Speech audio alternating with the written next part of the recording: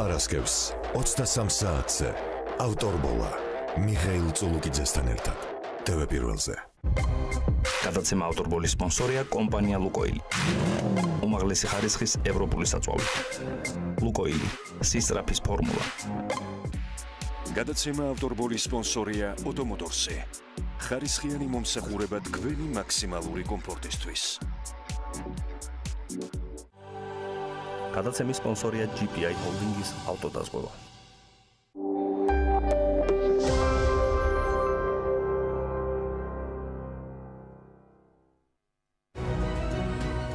დირსი მასშტაბური საცხოვრებელი კომპლექსი თბილისში. წარმოგიდგენთ.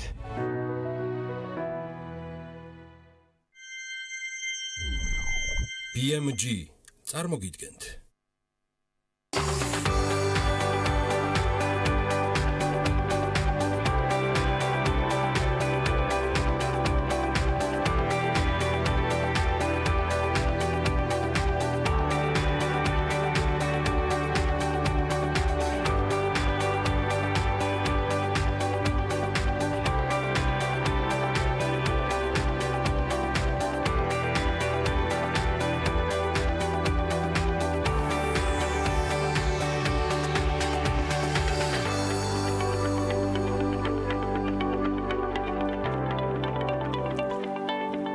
გარემოს ეროვნული სააგენტოს ხელმძღვანელმა თამუნა ბაგრატიამ თანამდებობა დატოვა გადაწყვეტილების საფუძველი ნარატივით. ამერიკის შეერთებულ შტატებში საქართველოს პარლამენტის დელეგაციამ პარლამენტის თავმჯდომარის პირველი მოადგილის თამარ ჩუგოშვილის ხელმძღვანელობით ორმხრივი შეხვედრები გამართა დიდი ბრიტანეთის წარმომადგენელთან გენდერულ საკითხებში. პროექტი, რომელიც 1 წლის განმავლობაში იქნებოდა კულტურისა და ძეგლთა დაცვის სამინისტროს მიერ ხელნაწერთა ეროვნულ ცენტრსა და სახელმწიფო მუზეუმთან ერთად მზადაა.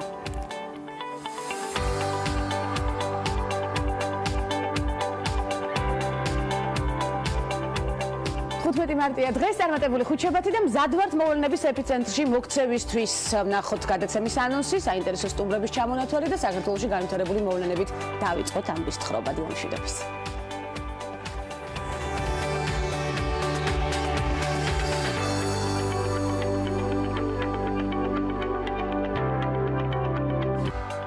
ქალების ნარატივის მორიგი აქტუალური თემები და ხუთშაბათის აქცენტები. სტუმრების ბლოკში ლალი ყიფშიძე, კაიზენ ინსტიტუტის ხელმძღვანელი და ნატალი ბარნაბიშვილი, ღვინის და კულინარიული ტურიზმის აკადემიის დამფუძნებელი. ეს ქალების ნარატივია გვანცა ლახიძესთან ერთად.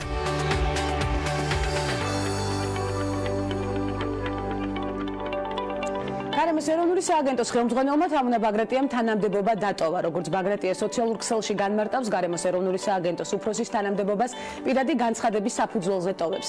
სააგენტოს უფროსიდან ჩემი წასვლის მიზეზი ბუნებრივი არ არის ზედაპირული, თავის თავში მოიცავს ბევრ სიღრმისეულ მიზეზს, რომელთა შესახებ უფრო ვრცლად მოგვიანებით ვისაუბრებ, აცხადებს თამუნა ბაგრატია. მოგვიანებით ინტერპრეს ნიუსთან მან თქვა, რომ მიზეზი ხელმძღვანელობასთან პრინციპულ საკითხებზე შეუთანხმებლობა გახდა. თამუნა ბაგრატია გარემოს ეროვნულ სააგენტოს თითქმის 3 წლის განმავლობაში ხელმძღვანელობდა და ჩვენ არაერთგზის გაგვიხილავს ქალების ნარატივში მისი პროფესიული გზა.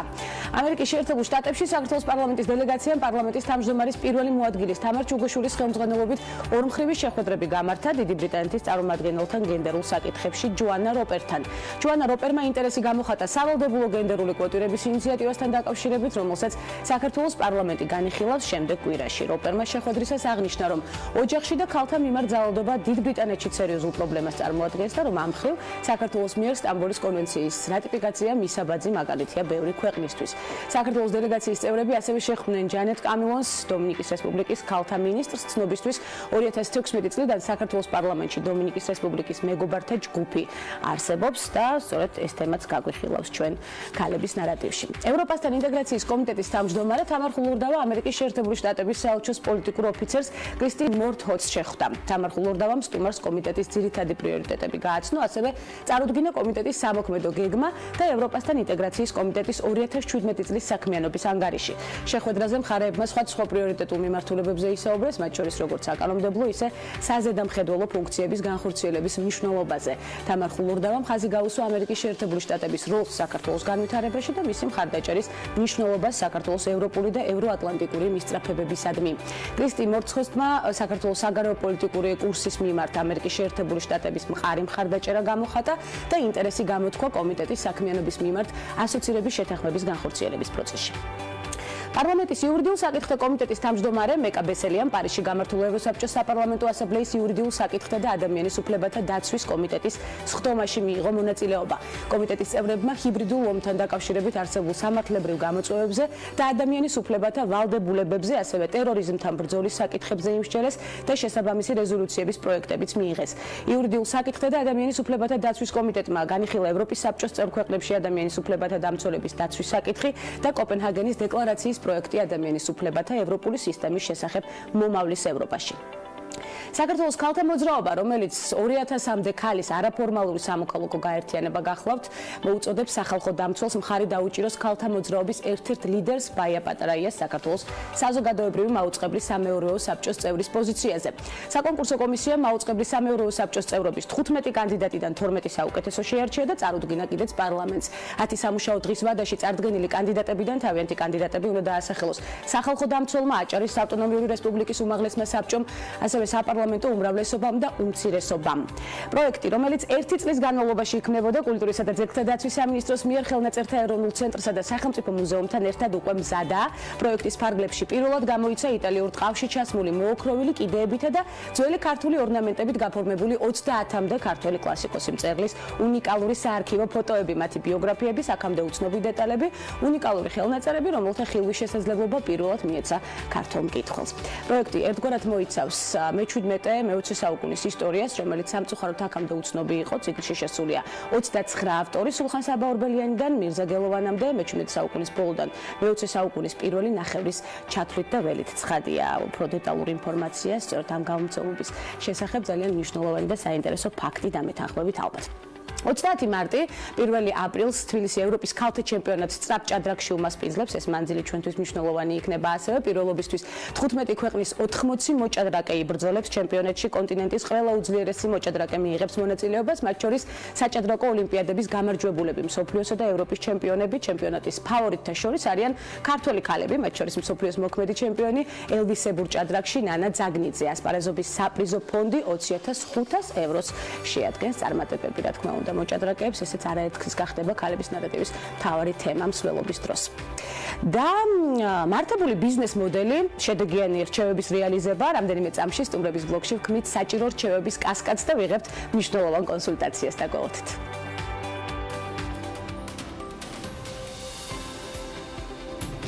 ნიკი ჰეილი ცნობილი ამერიკელი პოლიტიკოსი და ფილანთროპია, რომელიც სამხრეთ კაროლინის მთავრობაში მსახურობდა. 45 წლის ასაკში გახდა ყველაზე ახალგაზრდა გუბერნატორი, ასევე იყო სამხრეთ კაროლინის პირველი ქალი გამგებელი. ბობი ჯიდალის შემდეგ გახდა მეორე ინდოელ-ამერიკელი, რომელიც შეერთებული შტატების სახელმწიფო სამსახურში მსახურობდა. 2017 წლის 27 იანვრიდან გახდა ამერიკის შეერთებული შტატების მუდმივი წარმომადგენელი კაიროში.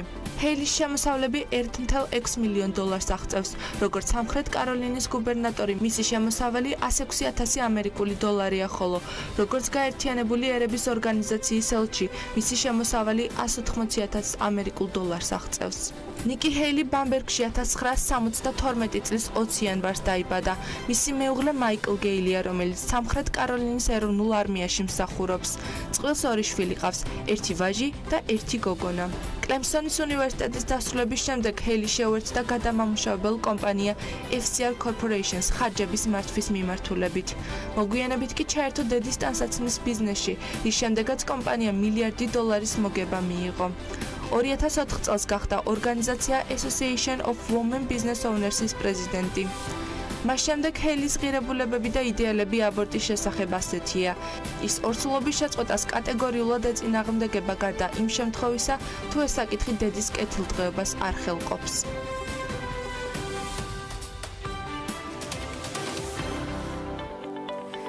კონსულტაცია წარმატების საწინდარია, მნიშვნელოვანი რჩევის გათვალისწინება უკვე მომდევნო წინ გადადგმული ნაბიჯი დამეთანხმებით, პროფესიონალებთან გუნდური პრინციპით მუშაობა და საქმის სიყვარული უკვე შედეგი ცხადია. გამოცდილების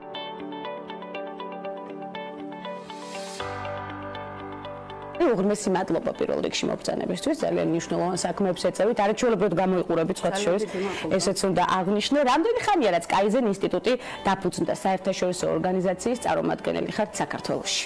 კაიზენი ინსტიტუტი საქართველოს დაფუძნდა 2017 წლის მაისში და ეს იყო პირველი ოფიციალური რეგისტრაციის თარიღი. თუმცა ამის შემდეგ გავიარეთ ძალიან ბევრი ნაბიჯი. ამას მოყვა ლიცენზირება, ამას მოყვა ვებ გვერდის ქართულ ენაზე თარგმნა, რაც არ იყო მარტივი საქმე, იმიტომ რომ კაიზენი უცნობია ძალიან ბევრისთვის საქართველოში და ჩვენ თვითონ გვიწევდა ამ ყველაფრის გაკეთება, რა თქმა უნდა. რამდენად არის დღეს საქართველოში ბიზნეს კონსულტაციების კულტურა? ლალი, სწორედ აი მიმართულებით მინდა კითხოთ, უცნობი ახსენეთ და საერთოდ ასეთი ორგანიზაციების კიდევ უფრო პოპულარობისკენ გაწევა, იმიტომ რომ უჭირს დღეს ბიზნეს კონსულტაციების მიღება და მეთანხმეთ. ეს პრობლემა დგას დღის წესრიგში. ნამდვილად. თქვენს შემთხვევაში როგორ ხდება თქვენი კომპანიის და ორგანიზაციის? როგორია მომართვიანობა? კლებისკენ არის უფრო თუ მზარდია?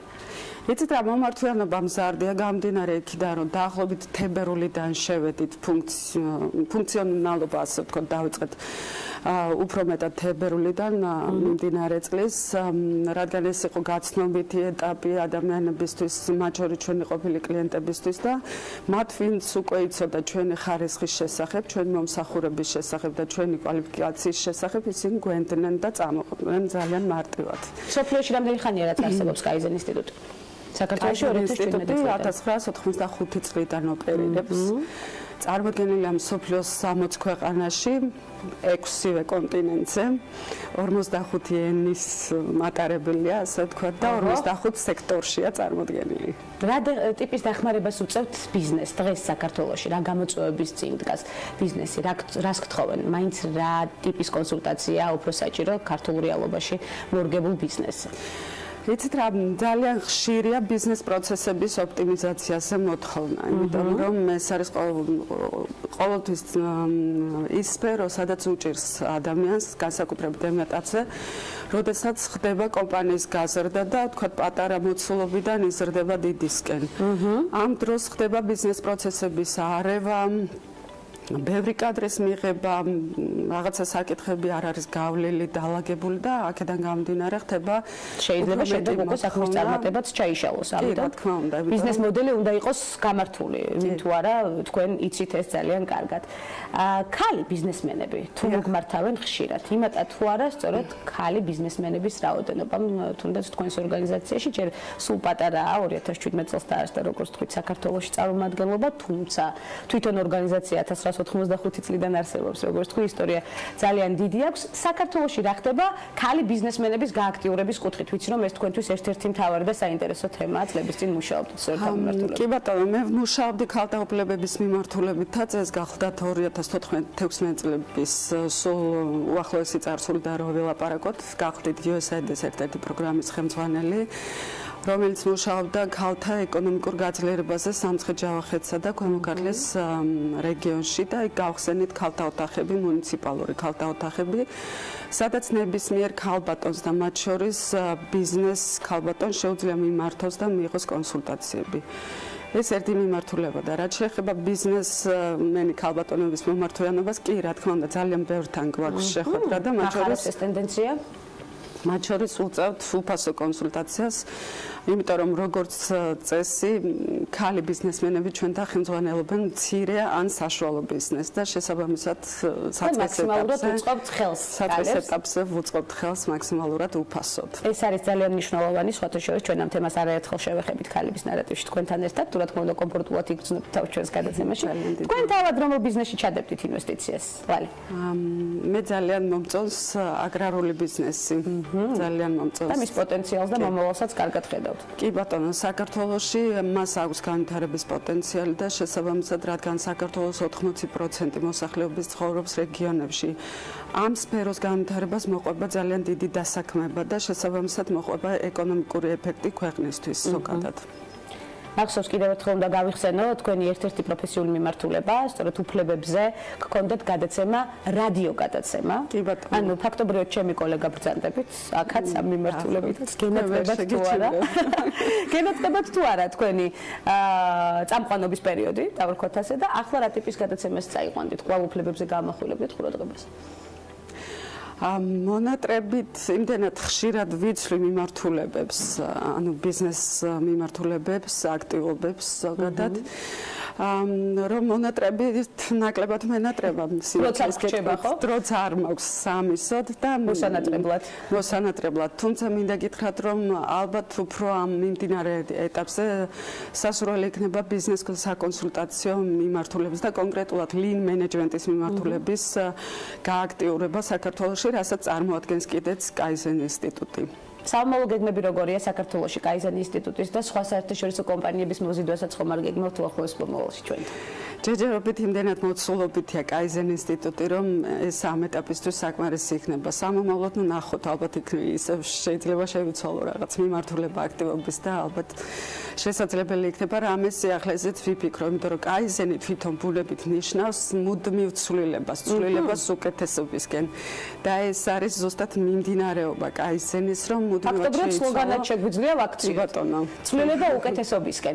თქვენ ამას ჯანსაღი ცხოვრების წესითაც ახერხებთ, ლალი, ესეც აუცილებლად უნდა აღვნიშნო, მიუხედავად გადატვირთული სამუშაო გრაფიკისა, თქვენ დილით დროს უთმობთ იოგას, ხომ ასეა? ყოველდღიურად ხდება ეს? ყოველდღიურად სამწუხაროდ ვერა, იმიტომ რომ გახლავთ ორი შვილის დედა და შესაბამისად მათზე ზრუნვაც მიწევს და აქედან გამომდინარე, როდესაც ვახერხებ სიამოვნებით და შემდეგ მთელი დღე სხვა განწყობით მიმდინარეობს, სხვანაირად. ეს არის მნიშვნელოვანი რჩევა ჩვენთვის ნამდვილად, როდესაც ჯანსაღ ცხოვრების წესზე ხარ ორიენტირებული, საქმეც ძალიან მარტივად გამოდის და ყველა საქმეს, რასაც ხელს მოუკიდებთ, ის აუცილებლად იქნება შედეგიანი და წარმატებული. თქვენს მაგალითზე უღრმესი მადლობა მობრძანებისთვის, ლალი. ძალიან ბევრი საკითხი გვაქვს კიდევ განსახილველი, რომელსაც მოვახერხებთ ქალების ნარატივის სერიალში. ჯერ პირველად იყავით და პორტფელი აუცილებლად უნდა შეგვექმნა, თუმცა ბევრი მნიშვნელოვანი საკითხი დაგვრჩა კიდევ განსახილველი, რომელსაც ეტაპობრივად სხვა გადაცემებში მოვახერხებთ, მათ შორის ის რეგიონებში გახსნილი ოთახები. მე ხათუნასთან მქონდა სწორედ საუბარი ამ თემაზე და ჩვენ აუცილებლად შევეხებით რამდენჯერმე სწორედ ამ მიმართულებას. ეს ფუნქციონირებს უკაცრავად რო შეგაწყვეტინეთ. ეს დღემდე შენარჩუნებულია, იმიტომ რომ მდგრადობის პრობლემა ყოველ პროექტს აქვს და განსაკუთრებით USAID-ის მიერ დაფინანსებულ პროექტებს და ამაზე ძალიან დეტალურად და სკრუპულოზურად ვმუშაობდი და მადლობა ღმერთს ის შენარჩუნებულია დღემდე. და შემდგარია, რაც შემდგარია. მადლობა მობრძანებისთვის. ლალი ყიფშიძე, Kaizen ინსტიტუტის ხელმძღვანელი სტუმრობდა გადაცემას ქალების ნარატივი, საინტერესო და მამოტივირებელი ნარატივით. ცხადია, მცირე სარეკლამო ბლოკის შემდეგ ბრუნდებით უკვე უცხოეთში განვითარებული მოვლენებით, მორიგ საინტერესო სტუმართან ერთად დაგველოდით.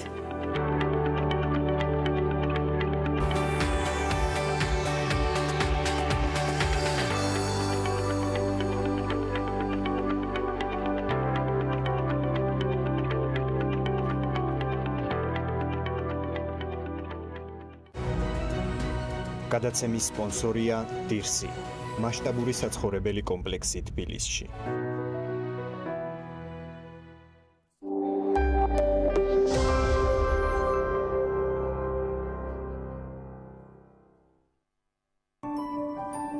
საზღვარი ოცნებასა და რეალობას შორის. კარი, რომელიც ყველა საზღვარს შლის. კარი, რომელიც თქვენს ოჯახს მყუდროებას შემატებს. ეკოლოგიურად სუფთა, ევროპული სტანდარტის ქართული წარმოება. თქვენთვის სასურველი ფერისა და დიზაინის კარი. ოცნების სახლის კიდევ ერთი წარმატებული პროექტი მეგადორსი. ქართული ბაზრის უპირობო ლიდერი კარის წარმოებაში. ეს არის თბილისის ერთ-ერთი უძველესი უბანი, რომელსაც აქვს თავისი უნიკალური სტილი, არქიტექტურა, ცხოვრების რიტმი, ისტორია, ხალხი, რომელსაც უყვარს ეს ადგილი. ჩვენ ვქმნით ქალაქის ახალ იერს და ჩვენთვის მნიშვნელოვანია ხალხი, რომელიც ცხოვრობს აქ. სწორედ ამიტომ პროექტის დაგეგმვამდე შევისწავლეთ უბნის არქიტექტურული თავისებურებები.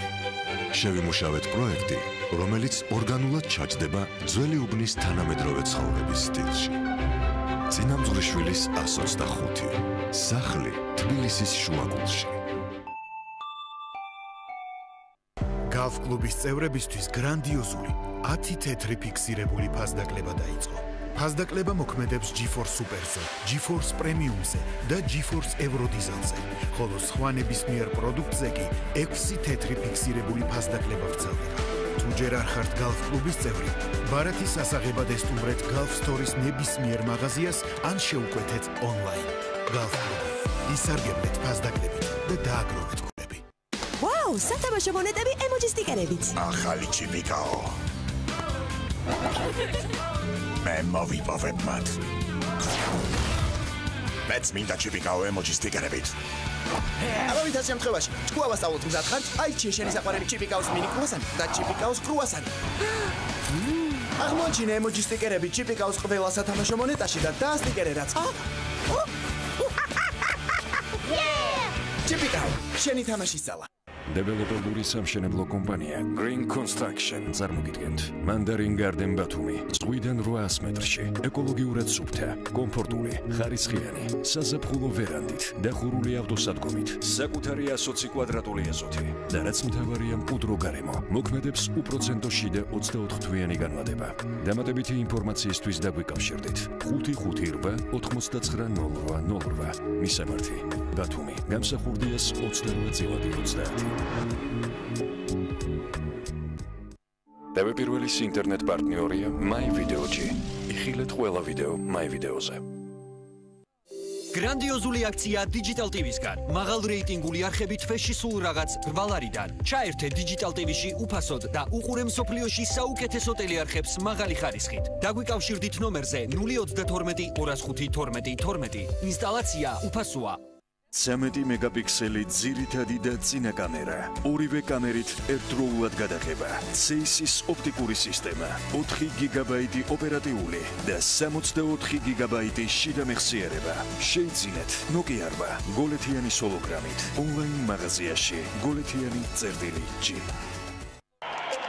So, this is the trophy these players will be fighting for this season. Now it's my turn to talk. The trophy should be this. I challenge anyone and play you hard for it. Game on, game on. Nobody tested yet. That's gonna be me. I am the only one who get to enjoy it. Bring your best game on. I live it anytime, whatever it may be. You know I'll blow your mind, or court or in the street. Game on, game on. Are you fighting for this? Cause only one can win. Pass it like a ball, dunk it like a goal. I know and that be me, the king of Coco Cream. Game on, game on. Pass it like a ball, dunk it like a ball. Show me how it's done, how it's done. You can do it or what? მრავალფუნქციური საცხოვრებელი კომპლექსი აისი ბათუმის ახალ ბულვარში. ბინები 35 კვადრატული მეტრიდან ხედებით ზღვაზე, აუზით და ავტოპარკინგით. შეიძინეთ ბინა და მიიღეთ 30%-იანი ფასდაკლება ავტოსადგომზე. ახალი ხედვა. შეხედე სამყარო სახლებურად. პილიწილიტე. სანდომი ყველაზე ტკბილი ზღაპარი.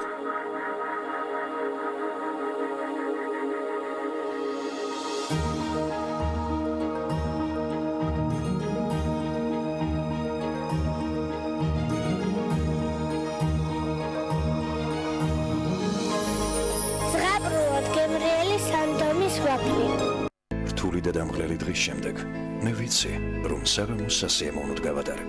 მიუხედავად დიდი არჩევანისა, მე მაინც ვახერხებ შევარჩიო ნატურალური და ჯანსაღი რძის პროდუქტები ჩემი ოჯახისთვის. ოჯახი ეს ბედნიერებაა. ჩემი ოჯახის ბედნიერება კი ქობულეთურის რძის პროდუქტებია.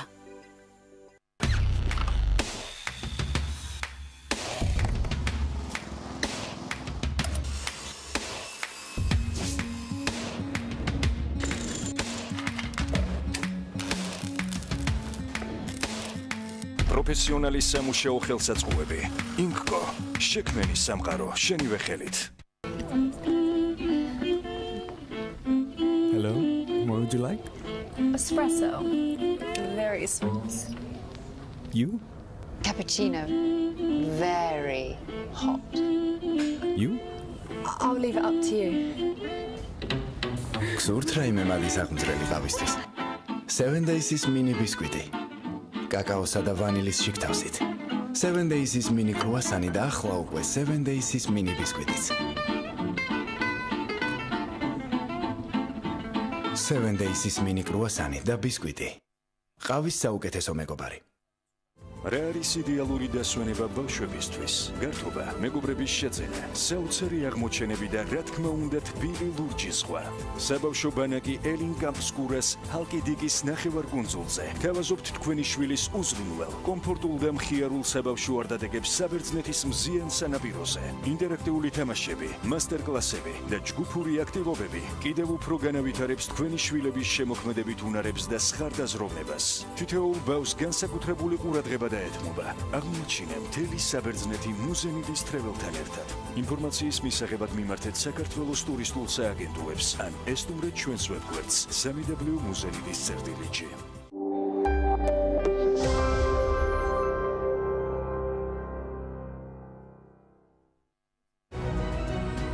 გადაცემის სპონსორია დირსი, მასშტაბური საცხოვრებელი კომპლექსი თბილისში.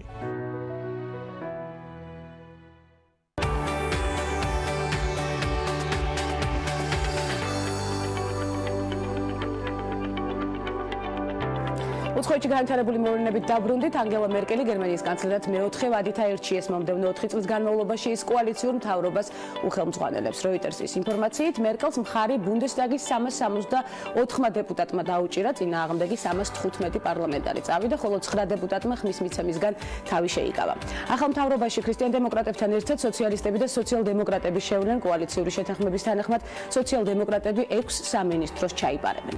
სამხრეთ ჩინეთში ამასობაში გუიჯოუს პროვინციაში 31 წლის ხალის სკოლის მოსწავლე გახდა. ის საკუთარი 5 წლის შვილის თანაკლასელია და წერა-კითხვას მასთან ერთად სწავლობს. ინფორმაციას ინდიპენდენტი ავრცელებს. ში შიაოქინი ამბობს, რომ წერა-კითხვის უცოდინრობა მას სამსახურის შოვნაში ხელს უშლის და იმედი აქვს, რომ სკოლა მას შესაბამის განათლებას მისცემს. ამასთან ქალი ამბობს, რომ ამ გზით უფრო გაუმარტივდება სახლში შვილს დავალებების შესრულებაში დაეხმაროს. არ მადარდებს, რას იფიქრებენ სხვები ჩემზე, ამბობს ორი შვილის დედა და ცხადია. მის მოსაზრებაში ვეთანხმებით, ჩინეთში 1,3 მილიარდზე მეტი ადამიანი ცხოვრობს, აქედან დაახლოებით 54%-მა წერა-კითხვა არ იცის. ასეთია სტატისტიკური მონაცემები. ინოვაციური შეთავაზება მშობლებს საშუალებას აძლევს იხილონ საკუთარი შვილის მოდელი იქამდე, ვიდრე ბავშვი დაიბადება. ინფორმაციას Daily Mail ავრცელებს. ულტრაბგერითი გამოსახულების გამოყენებით იქნება 3 განზომილებიანი მოდელი, რომლის მეშვეობითაც ბავშვის სხეულის ყველა პროპორციისა და დეტალის დაცვით მუცლად მყოფი ბავშვის მოდელს ამზადებენ. ინოვაციის ავტორის ივან გრიდინის თქმით, ეს მშობლებს საშუალებას მისცემს ჯერ კიდევ დაბადებამდე შეიტყონ შესაძლო ფიზიკური ანომალიის შესახებ და დარწმუნდნენ ბავშვის განვითარებაში. კომპანია Embryo 3D-ში არ გამორიცხავენ, რომ საომავლოდ ბავშვების გამოსახულებები მშობლებს ძვირფასი ლითონებით მოპირკეთებული გადასცენ. წლევანდელი ქალთა საერთაშორისო დღე უამრავი კამპანიებით იყო გარშემორტყმული, არ გამოგვჩენია თითქმის არც ერთი. 2018 წლის 8 მარტზე დიდი გამოხმაურება შეიძლება ითქვას, რომ არც ერთ 8 მარტს არ მოყოლია. ამას თავისი მიზეზები და წინაპირობა ჰქონდა. ერთი მხრივ ჩვენ გვახსოვს სექსუალურად შევიწროებული უამრავი ქალი მსახიობი ჰოლივუდიდან, მეორე მხრივ კი Times Up-ისა და MeToo ტენდენცია, რომელმაც მთელს მსოფლიოს ნებისმიერ კუნძულში მოიყარა თავი. ერთ-ერთი ყველაზე საინტერესო სოლიდარობის გამოცხადების ფორმა კი McDonald's-ის სახელს უკავშირდება. გვახსოვს ესეც, მათ თავიანთი შეუცვლელი ლოგო M ამოაბრუნეს და W მიიღეს, რაც Women-ის აბრევიატურაა, ვიცით. შემოქმედებითმა გაერთიანებამ ორგანიზაციამ, რომელიც მიზნად ისახავს ნიჭიერ ქალებს ხელი შეუწყოს შემოქმედებით ინდუსტრიებში განვითარებისთვის, გადაწყვიტა შეცვალოს მარკირებული ბრენდის ლოგოები იმისთვის, რომ მარკეტინგში გენდერის ბალანსირება მოხდეს. ლოგოები შეცვალეს ისეთ კომპანიებში, როგორებიცაა Pringles, Monopoly, DreamWorks, Schwarzkopf, Bic და ასე შემდეგ. ჩამონათვალი ვრცელია. ორგანიზატორები იმედოვნებენ, რომ ეს გამოააშკარავებს პრობლემებს, რომელიც გენდერული უთანასწორობის ირგვლივ ტრიალებს. მთავარი მიზეზი კი, რატომ ამ ყველაფრის ინიცირება გახდა საჭირო, ისაა, რომ თანასწორობის შემოქმედი ორგანიზაციის კვლევების მიხედვით კომპანიების ლოგოების დიზაინერთა 99.5% მამრობითი სქესის წარმომადგენელი გახლავთ. სამსახურში მკვეთრი მაკიაჟის მქონე ქალ უფროსებს თანამშრომლები უფრო ნაკლებად განიხილავენ კარგ უფროსებად, ვიდრე ისეთებს, რომლებიც მსუბუქ მაკიაჟს ატარებენ ან სულ არ აქვთ მაკიაჟი. ამის შესახებ ახალ კვლევაში წერია, რომელზეც Daily Mail წერს. სამსახურში ქალი და კაცი თანამშრომლები ფიქრობენ, რომ ქალი უფროსი ძლიერი ლიდერია თუ ის მაკიაჟს არ იყენებს. კვლევის ავტორების განცხადებით, ამის მიზეზი შესაძლოა სექსიზმში იყოს ჩამალდული, მათი თქმით, გავრცელებული სტერეოტიპული მოსაზრების გამო ქალის მიმზიდველობა უფრო მისაღებია მაშინ, როდესაც მას რაიმე განსაკუთრებული როლი არ აკისრია. კვლევის მიზანი იმის კვლევის დადგენა იყო თუ როგორ მოქმედებს მაკიაჟი სამსახურში ქალის დომინანტურობაზე. კვლევაში 168 ადამიანი მონაწილეობდა, ორივე სქესის წარმომადგენელი. მათ უჩვენეს ფოტოები, რომელთა ნაწილზეც ხელმძღვანელი ქალები მაკიაჟით, ნაწილზე კი მის გარეშე იყვნენ გამოსახულნი. ორივე სქესის წარმომადგენლებმა უარყოფითად დაახასიათეს იმ ქალის ლიდერების შესაძლო თვისებები, რომელსაც მაკიაჟი ჰქონდა დატანებული სახეზე. ძალიან საინტერესო კვლევაა, ვფიქრობ, ვერ დავეთანხმებით ამ მიმართულებას, მე რომ იმეღო კვლევაში მონაწილეობა ნამდვილად არ დავეთანხმებოდი ამ მოსაზრებას. 30 მარტს კინოთეატრებში მარია მაგდალინელის შესახებ ფილმი გამოდის, რომელშიც უარყოფილია მანამდე მასზე გავრცელებული ცნობები. ახალ ფილმში ცნობილი სცენარი შეცვლილია, რათა მაგდალინელი სხვა სახით დავინახოთ თავისუფალი მოაზროვნე, რომელიც იესო ქრისტეს სიკვდილისა და აღდგომის მოწმე იყო და რომ იმსახურებს მოციქულის წოდებას. მტკიცებულება იმის შესახებ, რომ მარია მაგდალინელი მეძავი იყო, პაპი გრიგოლ პირველისგან მოდის, რომელმაც 591 წელს განაცხადა, რომ მაგდალინელი იყო მეძავი, რომელიც იესო ქრისტემ შეიწყალა. ფილმში მარია მაგდალინელის როლს რუნი მარა ასრულებს, ხოლო იესო ქრისტეს ხოაკინ ფენიქსი განასახიერებს. ველით ეკრანიზაციას მოუთმენლად და განვიხილავთ კვლავ ჩვენს პროექტებში ცხადია. კამერონ დიაზმა სამსახიობო კარიერა ოფიციალურად დაასრულა. ინფორმაცია ამის შესახებ მსახიობის უახლოესმა მეგობარმა სელმა ბლერმა გაავრცელა. ბლერის თქმით, კამერონი ეკრანზე გამოჩენას აღარ აპირებს და მთელს დროს ოჯახს დაუთმობს. წლების წინ ერთ-ერთ ფილმში ერთად მონაწილეობთ, მე მას გაგრძელებაში მონაწილეობა შევთავაზე, თუმცა კამერონმა მითხრა, რომ ეს არ სურდა, რომ დაიღალა და კინოკარიერა უკვე დაასრულა კიდეც. ზუსტად ვიცი, რომ იმით რაც აქვს, უზომოდ ბედნიერია და კინოში თამაში აღარ სჭირდება, ამბობს ბლერი. უახლოეს მომავალში კი ჯგუფი Cranberries ახალ ალბომს გამოუშვებს, რომელიც ჯერ კიდევ დოლორეს ორიორდანის თანამონაწილეობით შეიქმნა. დისკის ბედი საკმაოდ დიდი ხნის განმავლობაში წყდებოდა. ორიორდანის ტრაგიკულ გარდაცვალებამდე ალბომის რელიზი მარტში უნდა შემდგარიყო, თუმცა ამჯერად ამ რიცხვმა გადაიწია. ჯგუფის თაყვანისმცემლებს აქამდე უცნობი სიმღერებისა და ბონუს მასალების მოსმენის საშუალებაც მიეცა. ჟივენშის მოდის სახლის დამფუძნებელი უბერ დე ჟივენში 91 წლის ასაკში გარდაიცვალა. ოჯახის ცნობით დიზაინერი შაბათს 10 მარტს გარდაიცვალა, თუმცა ამის შესახებ ინფორმაცია ფრანგულმა სააგენტომ AFP-მ მხოლოდ გუშინ გავრცელა. უბერ დე ჟივენში დიდი ხნის განმავლობაში იყო ოდრე ჰეპბერნისა და ჟაკლინ კენედის პერსონალური დიზაინერი. ვიცით, მისივე შექმნილია ოდრე ჰეპბერნის ცნობილი შავი კაბა ფილმ Breakfast at Tiffany-ში. უბერ დე ჟივენში მოდის სახლი ჟივენში 1952 წელს 25 წლის ასაკში დააფუძნა და კარგია რომ ეს თარიღიც გავიხსენეთ. და მორიგი მნიშვნელოვანი და საინტერესო ინფორმაცია მამოტივირებელი ცხადია. ტურისტული სეზონი ახლოვდება, შესაბამისად იწყება აქტიური ფიქრი იმაზე, თუ სად ვიმოგზაუროთ. სხვადასხვა ონლაინ გამოცემები უკვე აქვეყნებენ ცნობებს სხვადასხვა ტურისტული მიმართულებების შესახებ, რომლის მთავარ შემადგენელ ნაწილს განთავსების ადგილი წარმოადგენს. ამჯერად ქალების ნარატივმა თქვენი ყურადღება Business Insider-ის სტატიაზე შეაჩერა, რომელიც განსხვავებულ სასტუმროებს გვაცნობს. ანუკა ჯოხაძე გვერდება პირდაპირ ეთერში, რომელიც ამ სასტუმროებში ვირტუალურად გვამოგზაურებს. ანუკა, მოგესალმებით. გამარჯობა გვანცა, დღეს მე შევეცდები ჩვენს მაყურებელს მოუყვე იმ სასტუმროების შესახებ, რომელიც ფართო მასებისთვის ნაკლებადაა ცნობილი, თუმცა მათ განსხვავებული დიზაინი და საინტერესო ადგილმდებარეობა აქვთ. ამ ყველაფერს კიდევ უფრო მიმზიდველს დაჯავშნის სიმარტივეც ქმნის, რადგან მათ შესახებ არც თუ ისე ბევრმა ადამიანმა იცის. შესაბამისად, ადვილია ტურის დაგეგმაც. ერთ-ერთი საინტერესო სასტუმრო მასაჩუსეტსში მდებარეობს, რომელიც გაგიკვირდებათ და ნაპირთან ახლოს მდებარე შუქურაშია მოწყობილი. სასტუმროს დიზაინი ტურისტს მე-19 საუკუნეში აბრუნებს, რასაც თანამედროვე სამზარეულო და ელექტროსისტემა ემატება. ანუკა, რამდენად უსაფრთხოა წყალზე მდებარე შუქურაში, რომელშიც როგორც შენ აღნიშნე, სასტუმროში ღამის გათევა შესაძლებელია და როგორ შეუძლია ტურისტს ადგილზე მისვლა?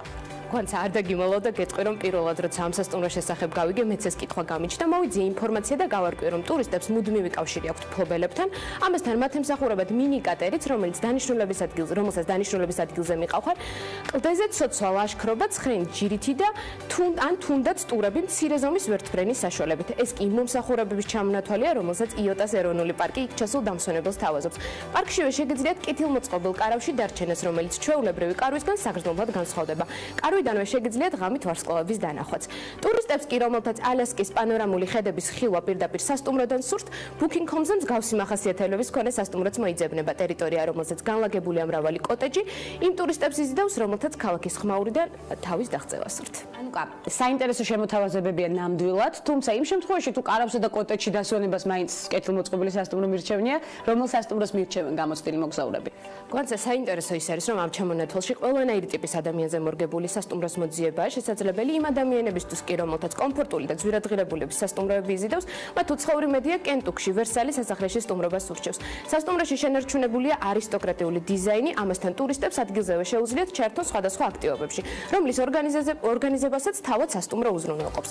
სასტუმროების ჩამონათვალი კი ნამდვილად ვრცელია, ხოლო თუ რომელი მიმართულება გახდება თქვენი თავგადასავლების ნაწილი, ეს უკვე თქვენი ასარჩევია. ნუკა ერთად ავირჩიოთ ჩვენი თავგადასავლების ნაწილი, ერთად გავიმგზავროთ მნიშვნელოვან ტურისტულ მიმართულებებში. უღმესი მადლობა, ეს იყო ანუკა ჯოხაძე, საინტერესო და მამოტივირებელი პოზიტიური ინფორმაციით და ტურისტული მიმართულებების განხილვის შემდეგ საქართველოში ტურისტებისთვის მთავარ ღირებულებებზე ვისაუბრებთ პროფესიონალთან ერთად სტუმრების ბლოგში დაგველოდეთ.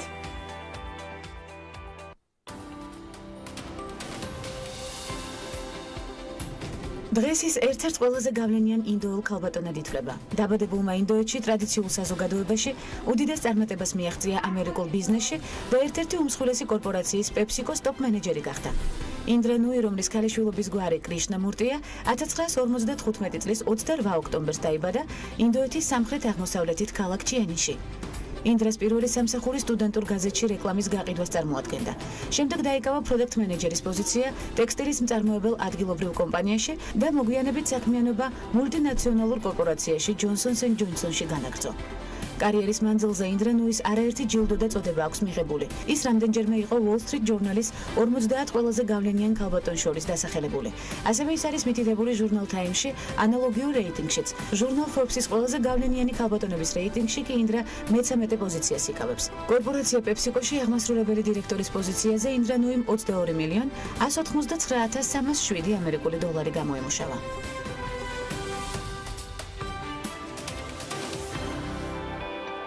რას გულისხმობს ნეირომარკეტინგის აკადემია საქართველოში? მისი დამფუძნებლისგან შევიტყობთ ტურისტების შემოდინების გაზრდისთვის და სტანდარტების დანერგვისთვის მნიშვნელოვანი აქტივობების შესახებაც მისგან მოვისმენთ ამ მომწურავ ინფორმაციას. საქართველოს ღვინისა და კულინარიული ტურიზმის ასოციაციის პრეზიდენტი ნატალი ბარნაბიშვილი სტუმრობს გადაცემას, თუმცა ნატალის ძალიან ბევრი სხვა მიმართულებები აქვს კიდევ შეთავსებული. მე არ ვიცი ერთი გადაცემა როგორ მეყოფა ამ ყოველთვის ამოწურვისთვის, თუმცა გადავანაწილებ სხვა გადაცემაში, მე ამის ძალიან დიდი იმედი მაქვს. დღეს შევეცდები გარკვეული პორტფელის შექმნას. უღრმესი მადლობა დროის გამონახვისთვის ნატალი, როგორ გრძნობ თავ ჩვენ სტუდიაში? დიდი მადლობა, კარგად, მადლობა რომ დამპატიჟეთ, ძალიან მიყვარს თქვენი გადაცემა. უღრმესი მადლობა იმისთვის, რომ დრო გრჩებათ, რომ უყუროთ ჩვენს გადაცემას და ეს იქნება ჩვენთვის კიდევ უფრო მამოტივირებელი ცხადია. საზღვრებს გარეთ საინტერესო სასტუმროებს შევეხეთ, ახლა-ახალს უსმენთ ალბათ და საქართველოსაც მიმოვიხილავთ ამ კუთხით, თუმცა მანამდე მინდა გკითხოთ აუცილებლად საქართველოში ჯერ მაინც უცხო ხილი და არა მხოლოდ საქართველოში და მეთანხმებით ალბათ ნეირომარკეტინგი. რას გულისხმობს? ნეირომარკეტინგი ახალი მიმართულება არის ამერიკაში და ევროპაში და ეს არის ტვინის და ემოციების ფუნქციებზე დაკვირვება, თუ როგორ მოქმედებს ის კონკრეტულად რაიმე პროდუქტის შეძენის დროს. ანუ ადამიანი რა გადაწყვეტილებას იღებს და რატომ იღებს ამა თუ იმ გადაწყვეტილებას პროდუქტის შეძენის ანუ რაღაცა ფსიქოლოგიური შეფასება უნდა მოახდინო, ამას განსაკუთრებული უნარების ჭირდება ალბათ. თუ არიანაზე დაფუძნებით შეიძლება გავხდე პროფესიონალი ნეირომარკეტოლოგი. პროფესიონალი ნეირომარკეტოლოგი არ ვიცი, მაგრამ იმიტომ რომ ძალიან ახალი მიმართულება, რა თქმა უნდა, ტვინი და ემოციები გამოუკვლეველია. ამიტომ ეს არის უბრალოდ დაკვირვების შედეგად მიღებული ინფორმაცია, რომელსაც აზიარებენ ჩვენი მენტორები. აქედან გამომდინარე, ძალიან საინტერესოა. და რატომ გადაწყვეტეთ სწორედ ამ აკადემიის დაარსება და რამდენად დიდი ჩართულობა და ინტერესია აკადემიის? ინტერესი და ჩართულობა ძალიან დიდია, იმიტომ რომ ახალია და ძალიან საინტერესო მიმართულება არის და გადავწყვეტეთ, იმიტომ რომ მარკეტინგის სფერო ვითარდება, ძალიან ბევრი მარკეტერი უკვე ინტერესდება ამერიკაში და ევროპაში მიმდინარე ახალი მიმართულებებით და ამის გამო დავაარსეთ ეს აკადემია მე და ჩემმა პარტნიორმა მეგობარმა ერთად და ფიქრობთ, რომ ეხლა უკვე ნელ-ნელა რეგიონებშიც გავიდეთ, ანუ თბილისში დავაარსეთ და დავიწყებთ ბათუმით და შემდეგ სხვადასხვა ქალაქებში. ალბათ წერენ კიდეც რეგიონებიდან და ინტერესი იქიდანაც მოდის. უახლოეს მომავალში აპრილში უკვე ბათუმში გადავალთ. რა საინტერესო, ყოველთვის სიახლეზე ორიენტირებული ნატალი ბარნაბიშვილი, ნამდვილად ძალიან ბევრი მიმართულება, ეხლა თავად დარწმუნდებით იმდენს შევეხები, რამდენსაც მოვასწრებ. ასევე ხარ ტურისტული გიდის ასოციაციების მსოფლიო ფედერაციის ეროვნული ტრენერი. ასევე მთავარი რაც ჩვენი ქვეყნის სწორი პოპულარიზაციისთვის არის საჭირო, ის უნდა გავიკოთ თქვენგან და რამდენად გიწყობთ ხელს სწორედ არსებული რესურსი იმისთვის, რომ ჩვენი ქვეყნის პოპულარიზაცია მოხდეს სწორედ და გაიზარდოს ტურისტების შემოდინება. ბატონო, არსებული რესურსი ძალიან დიდი გვაქვს საქართველოში და ჩვენ საქართველოს გიდების ასოციაციაში სოფლიო გიდების ფედერაციის სტანდარტების მიხედვით ვამზადებთ გიდებს, რომლებიც უკვე შესაბამისად მაღალ პროფესიონალური გიდები არიან. არ არიან ეს ბევრი, დიდი რაოდენობა ნამდვილად არ არის, არიან ცოტანი, მაგრამ კარგი და პროფესიონალური გიდები ნამდვილად არიან საქართველოში. არიან და ის მითი რომ საქართველოში არ ყავს პროფესიონალი გიდები, იმსხვრება პირდაპირ ქალაქის ნარატივის ეთერში. თუმცა მაინც ცოტაა. ცოტა არის, მაგრამ არიან. მაგრამ არიან და სწორედ მათ ვეყრდნობით და აუცილებლად უნდა გამრავლდნენ პროფესიონალი გიდები. ეს არის პირველი მნიშვნელოვანი ნაბიჯი იმისთვის, რომ ტურისტებმა შეიგრძნონ მთავარი ღირებულებები ჩვენი ქვეყნის. გიდს ძალიან დიდი ფუნქცია აქვს ცხადია და ძალიან მნიშვნელოვანია. ეს არის ელჩი ნამდვილად. რამდენად ჭირს დღეს საქართველოში პროფესიონალი გიდი უკვე გავიარეთ ჩვენ და პრინციპში თუ ნატალის აქტივობებს შევხედავთ, არც ერთი მიმართულება აღარ გაჭირდება იმისი ძალიან მნიშვნელოვანი ნაბიჯების გადადგმას თუ გავითვალისწინებთ და ღვინის და კულინარიული ტურიზმის აკადემიის დაფუძნება, როდის დაფუძნდა და რა პროექტები შემოიფაკლება ამ ხნის განმავლობაში, როგორია საომავლო გეგმები ასევე ამ მიმართულებით. ღვინის და კულინარიული ტურიზმის აკადემია დავაფუძნა 2016 წელს და განაპირობა იმან, რომ ღვინის ტურიზმის მიმართულებით და კულინარიული ტურიზმის მიმართულებით სასწავლო დაწესებულება არ არსებობდა საქართველოში და მე 10 წელია რაც ტურიზმის სფეროში მუშაობ, თითქმის ყველა პოზიციაზე მაქვს ნამუშევარი და საქართველოს გიდების ასოციაციაში როცა მუშაობდი, გავაკეთეთ ესეთი საინტერესო პროექტი, ანუ აქტიურად ვიყავი ამ პროექტში ჩართული, მეც გავაკეთეთ ღვინის გიდების პროექტი, გადავამზადეთ გიდები ღვინის მიმართულებით. აქედან 2014 წელს მოხდა ეს პროექტი, ჩატარდა და აქედან გამომდინარე გამიჩნდა ინტერესი ამ სფეროს მიმართ და შემდეგ უკვე რამოდენიმე წელი ვემზადებოდი ღვინის და კულინარიული ტურიზმის აკადემიის გასახსნელად. რა საინტერესო პროფესიული არჩევანი გაქვთ, თუმცა პირველი პროფესიული არჩევანი ძალიან მნიშვნელოვანი და საინტერესოა და ამასაც მოყვა თავისი განვითარება და როგორ ახერხებთ ამდენი რამის შეთავსებას ნატალიას მაინტერესებს. ნამდვილად აქვე გავაგებინოთ ჩვენს მაყურებელს, რა არის თქვენი პირველადი პროფესიული არჩევანი?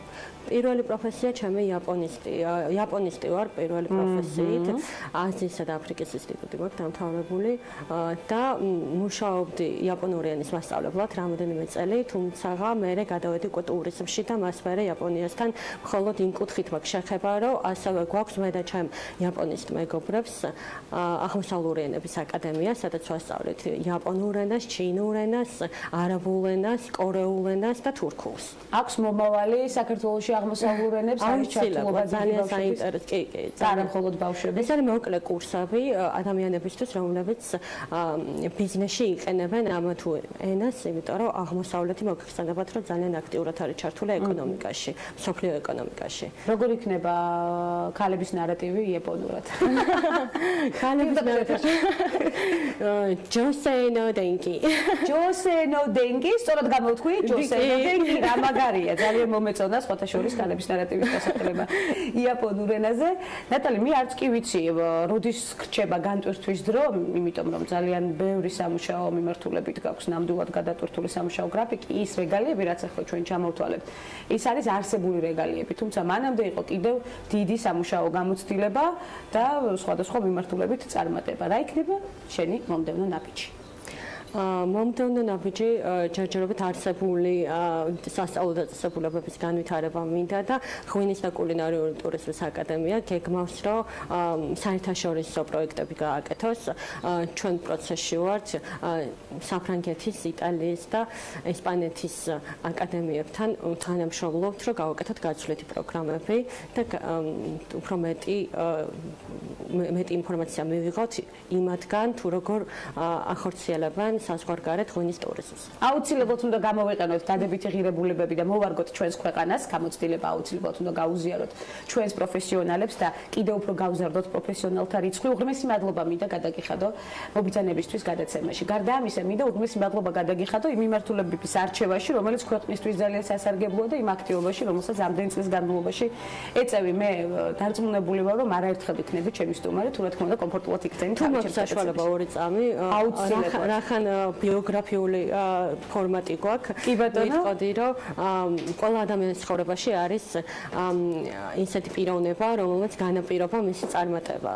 და ესეთი პიროვნება არის ქეთი მელაძე, რომელმაც შექმნა ჩემი ცხოვრება და რომელმაც დამეხმარა ყველა იმ მიღწევაში, რაც დღეს. ანუ ქეთის მოვიკითხავთ ქალების ნარატივიდან. აუცილებლად სასტუმროების და რესტორნების ფედერაციის თავმჯდომარე. ქეთის დიდი პატივისცემით მოვიკითხავთ ქალების ნარატივიდან, ველით მას, ასევე.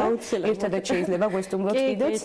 საინტერესო ნარატივი გამოგვივა ნამდვილად. უღრმესი მადლობა ნატალი ბარნაბიშვილს მობრძანებისთვის, ღვინის და კულინარიული ტურიზმის აკადემიის დამფუძნებელს, კიდევ სხვადასხვა მიმართულებით აკადემიის დამფუძნებელს და აქტიურ მოღვაწეს შეიძლება ითქვას, განვითარებისთვის, არა მხოლოდ ტურიზმის, არამედ ამაღლებისთვის ცოდნის სხვადასხვა სფეროში და ძალიან ბევრი საინტერესო პროექტის ავტორი სტუმრობდა გადაცემას ქალების ნარატივი. ასეთი იყო დღევანდელი ნარატივი, ხვდებით ერთმანეთს ხვალ ზუსტად 11 საათზე, მორიგი აქტუალური და მნიშვნელოვანი თემებით.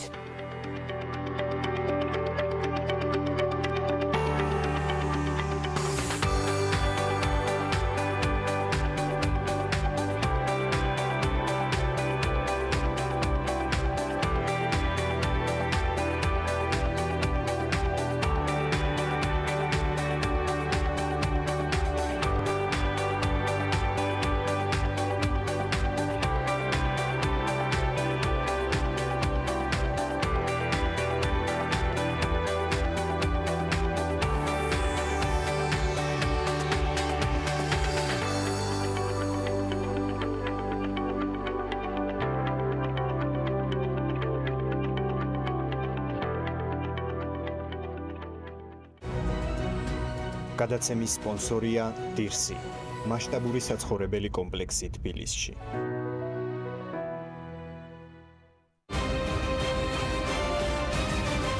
იგეგმება დისკრედიტაციის ახალი ტალღის აგორება. არ არის გამორიცხული, რომ ბინძური კამპანიის წარმოება განხორციელდეს უმაღლესი იერარქიის მიმართაც და ამაში სასულიერო პირებიც იქნან გამოყენებული.